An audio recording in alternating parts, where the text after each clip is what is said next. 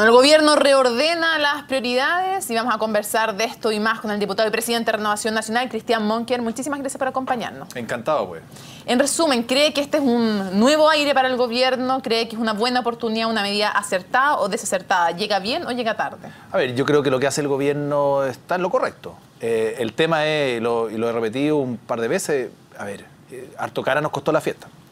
Porque aquí hubo un programa de gobierno, un debate que se dio durante la campaña presidencial.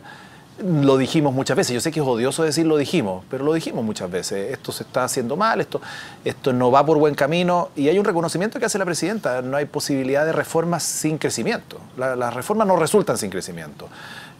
Más allá del cuestionamiento que haya del crecimiento, no, si esto es con abuso, sin abuso, que es todo un tema distinto, pero se requiere un país sano, una economía sana y creciendo para poder lograr reformas. ¿Estaré de acuerdo o no estaré de acuerdo en la reforma? Pero efectivamente se requería de ese reconocimiento que hace la propia Presidenta de la República.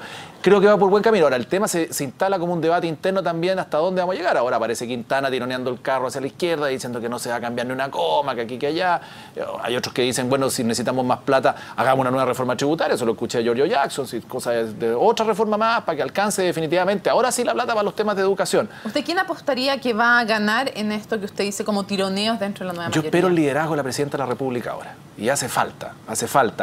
En esta materia yo creo que es importante. ¿No le pareció suficiente con lo que dijo el fin de semana? No, más que suficiente, sí, para empezar a conversar, pero sí se hace muy importante y muy necesario que la Presidenta hoy día diga a su gente, en su cónclave y todas estas cosas que están preparando, vamos a ordenarlo de esta manera, he escuchado todo, estas son las prioridades, A, B, C, y en esto nos vamos a concentrar, nos quedan 2 años y medio, tenemos que entregar el país de mejor manera de cómo lo recibimos, que eso es el objetivo de cualquier gobierno, y para eso vamos a concentrarnos en 3 o 4 reformas. A eso la oposición está absolutamente disponible, lo hemos dicho, permanentemente. ¿Le pareció adecuado la priorización que hizo la Presidenta? Lo conocemos hasta ahora. Por ejemplo, decir que la prioridad número 1 es educación. ¿Le parece adecuado o usted hubiera hecho otra priorización? No, a ver, siempre es complejo empezar a ver por dónde priorizamos. Pero antes que eso, yo vuelvo a insistir, creo que ella hace un reconocimiento previo, que es, yo quiero educación, pero para eso necesito un país sano y creciendo. Yo quiero una reforma laboral, pero para eso necesito un país sano y creciendo. Yo quiero más seguridad. Bueno, y así sucesivamente respecto a los proyectos. Educación era lo lógico que tenía que ser, porque su bandera de lucha fue educación pública, gratuita y de calidad. Ella lo que recogió. Ahora, el tema es cómo llevamos esa reforma en educación, cuáles son los énfasis. Si vamos a darle énfasis a la educación superior y su gratuidad, hasta qué quintil, en qué cantidad de tiempo, qué número de años. Bueno, esos son los temas que se tienen que empezar a discutir, pero me parece muy razonable que se haya hecho de esa manera. Diputado, ¿cree que la reforma tributaria requiere una reforma? Sí. Se lo dijimos al ministro de Hacienda, estuvimos en su oficina con el senador Alamán y el senador García y le entregamos una propuesta por escrito y le dijimos, mire, ministro, y esto fue hace unas 2 o 3 semanas, fue pública. ¿Sí? Aquí está. Nosotros creemos, él nos dijo, oiga, ¿ustedes votaron a favor? Sí, votamos a favor. Pero yo creo que esto requiere de una nueva reforma legal. Yo creo que... Pero no es...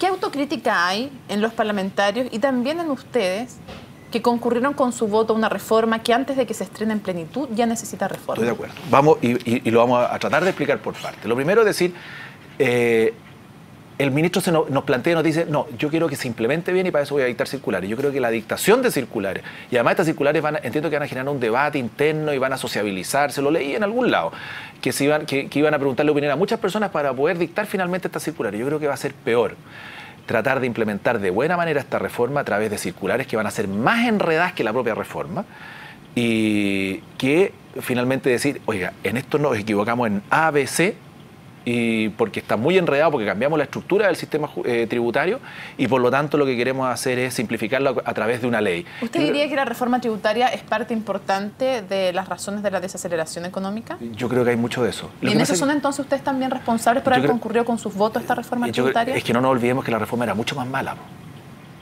Y eso es importante saberlo. Pero si iba a tener estos efectos. ¿Ustedes previeron que iba a tener estos efectos? Económicos, me refiero. Lo dijimos muchas veces. Y retrocedamos para atrás. Esta reforma era muy distinta a lo que era ahora, era mucho más negativa. Y cuando lo aprobamos, todavía me acuerdo de haberlo dicho yo en frase de non, por suerte tan grabada. Esta reforma es menos mala de lo que se venía. Y lo que hicimos nosotros fue contribuir.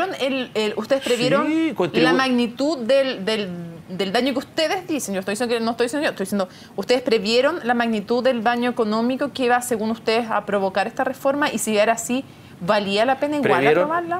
Es que lo que venía era mucho peor, pues. Ok, entonces eso es importante saberlo. Cuando uno está en política, no es el todo o nada. Finalmente, la labor de la oposición también es decir, y no nos olvidemos que para los votos nuestros no se necesitaban. Y por lo tanto, lo que el gobierno hace en su minuto y el ministro Arenas hace en su minuto es decir, sentémonos a conversar porque esta reforma no va por buen camino. Y hubo una presión insistente en que no iba por buen camino. Y no nos olvidemos que en esa reforma tributaria estuvieron presentes el gran empresariado, el mediano empresariado, con sus liderazgos, con sus dirigentes, y todo el mundo que busca la generación de empleo, el emprendimiento y el crecimiento estuvieron de acuerdo en que lo que se estaba haciendo era lo correcto. ¿Por qué? Porque era menos malo que el original, que el proyecto original. Finalmente resultó que esto, sumado a reforma tributaria, a una reforma laboral que producía incertidumbre, que puede ser muy legítima, producía incertidumbre, y a eso además sumémosle un cierto grado, una desaceleración económica que venía en marcha del gobierno del presidente Piñera, terminó lo que terminó. Un par de cosas antes que se nos acabe el tiempo. ¿Qué debiera hacerse con la reforma laboral? Mire, o sea, hicimos nosotros esfuerzos, a ver, puede ser muy legítimo que el énfasis de la reforma laboral esté dado en la sindicalización y el reemplazo en el derecho a la huelga y los derechos de los trabajadores, pero creemos que ese acento no es suficiente y que va a producir cierto grado de incertidumbre, y lo que nosotros hemos dicho hasta el cansancio.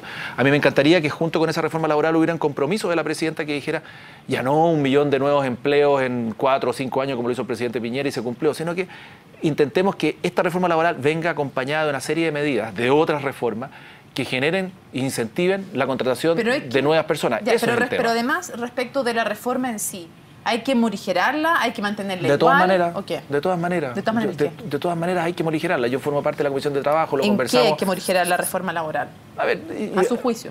A mi juicio, la sindicalización obligatoria, que al final no es obligatoria directa. No es obligatoria, pero indirectamente se consigue el objetivo. Yo no voy a tener ningún beneficio en la negociación colectiva si es que no formo parte del sindicato. Ya, o sea, para usted lo que habría que eliminar es la titularidad sindical, que los beneficios sean solo para los que son del sindicato. Hay un punto ahí. ¿Habría que eliminarlo? Sí, sí, a mí no me gusta. El reemplazo del derecho a huelga, eso es un tema que se puede conversar, porque hoy día el reemplazo del derecho a huelga es bastante etéreo. Normalmente los reemplazos del derecho a huelga no se producen. Y para cerrar, porque se nos fue el tiempo, el debate por la nueva Constitución. ¿Qué habría que hacer? ¿Qué le aconsejaría usted a la presidenta al respecto? Porque se dice que se va a iniciar el proceso constituyente, no sabemos cómo ni de qué manera. Sabemos que era por septiembre, más o menos. Primero, dar certidumbre en esto. Segundo... O sea, ¿qué es dar certidumbre? Vamos por partes. Primero, dar certidumbre significa saber cuáles van a ser las reglas del juego. ¿Qué es lo que pretende el gobierno respecto del debate constitucional? Segundo, la sugerencia no al gobierno, en general a todos los partidos, no restarse de este debate. Porque cuando se resta uno del debate, lo que hace es que las cosas se hagan exactamente igual, pero sin que estén mis ideas presentes. Y por eso mi partido está involucrado en el debate, en buscar entendimiento, propuestas, planteamientos, conversar con el gobierno, no restarse del debate. Y, como digo, al dar... ¿Es un mensaje para la UDI? Nos pasó con el binominal, pues. Y por restarnos, se cambió el sistema igual. Y durante 10 años dijeron, lo vamos a cambiar, hasta que se cambió, como el cuento del lobo, y apareció el lobo. Y se cambió sin que nosotros estuviéramos presentes. Yo creo que si la Constitución se va a cambiar, no creo que sea necesario cambiarlo hoy día, pero si se va a cambiar, hay que estar presente. No nos podemos retar ese debate. Perfecto. Diputado, muchísimas gracias por habernos acompañado en CNN Chile.